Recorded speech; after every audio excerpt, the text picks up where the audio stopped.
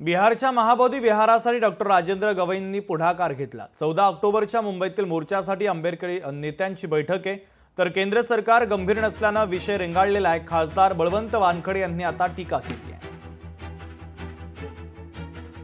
दिनांक 14 ऑक्टोबर 2025 रोजी बौद्धगया महाबोधी महाविहार हे मुक्त करून बौद्धांच्या ताब्यात यावं याच्यासाठी मोर्चाचा निर्णय आदरणीय रामदासजी आठवले यांनी घेतला। ती माझ्या जिल्ह्यापासून सुरू करतो की बैठका या जिल्ह्यावाईज असल्या पाहिजे, जिल्हावाईज वाटणी झाली पाहिजे आणि मुंबईच्या व्यतिरिक्त पहिल्यांदा ही बैठक अमरावतीला झालेली आहे। अशा प्रकारच्या बैठका आठवले साहेबांनी आदेश द्यावा आणि प्रत्येक जिल्ह्यामध्ये व्हावे।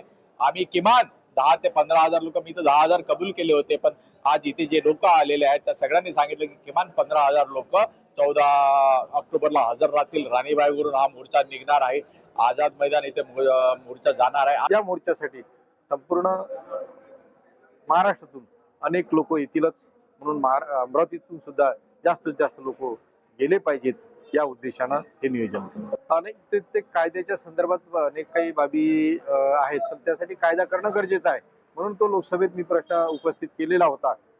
शासन जे काही आहे ते त्याच्यावर गंभीर नाही, ते गंभीर नसल्यामुळे तो विषय तसाच रेंगाळत आहे। बरेच वर्षापासून, अनेक वर्षापासून तो विषय तसाच आहे। लोकशाही मराठी ऐका, पहा, जागरूक रहा।